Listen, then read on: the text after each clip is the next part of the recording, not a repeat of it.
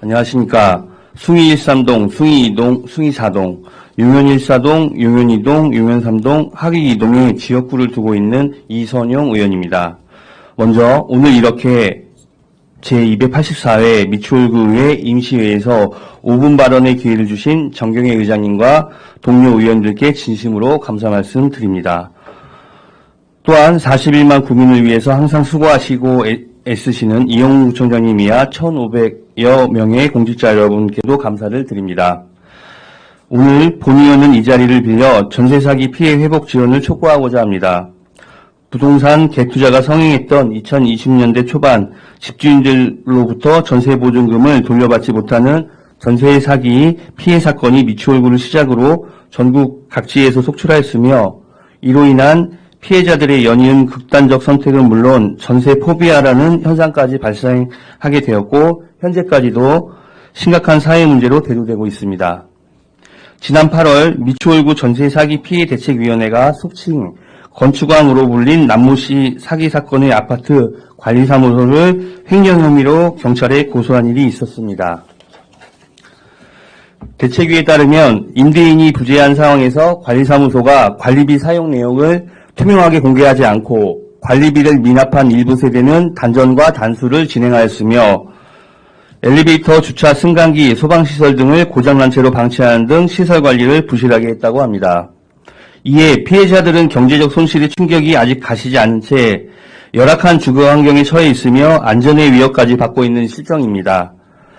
9월 기준 국토부의 전세사기 피해 지원위원회를 통해 전세사기 피해자 등으로 인정된 건수는 미추홀 경우 1,858건에 달합니다.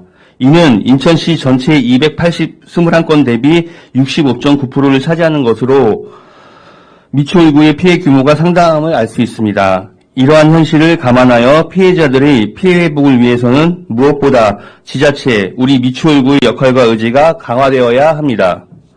지난 9월 전세사기 피해자 지원 및 주거 안정에 관한 특별법이 개정되면서 전세사기 피해 주택의 안전관리 및 감독 조항이 신설되었으며 이에 따라 오는 11월부터 지자체가 전세사기 피해자가 살고 있는 주택의 안전관리와 감독 업무를 수행할 수 있게 되었습니다.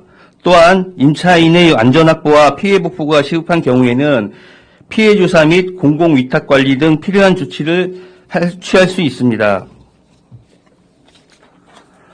이는 임대인의 부재 등으로 공동주택이 방치되면서 고질적으로 겪는 문제를 해결하고자 마련된 것으로 볼 수 있습니다. 우리 미추홀구도 법의 개정 취지에 맞춰 적극 행정을 펼쳐야 할 때입니다.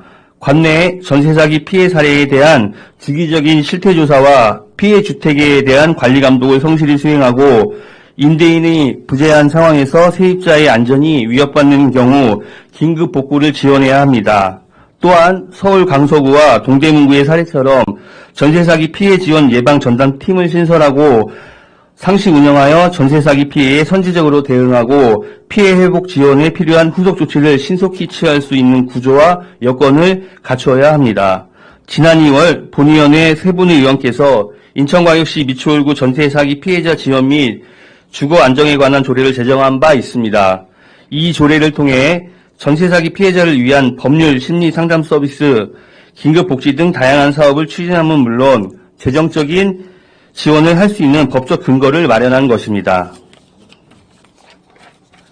관련 부서에서는 미추홀구 전세 피해자들의 회복 지원과 주거 안정을 도모하기 위한 관련 예산이 편성될 수 있도록 노력하여 주시고 능동적이고 적극적인 행정 역량을 펼쳐주시기 당부드립니다. 아울러 우리 미추홀구 의회는 미추홀구 전세 피해자들의 현실과 아픔을 충분히 공감하고 그분들에게 가장 필요한 것이 무엇인지 함께 고민하고 해결해 나갈 수 있도록 노력하겠습니다. 이상으로 5분 자유 발언을 마치겠습니다. 끝까지 경청해 주셔서 감사합니다.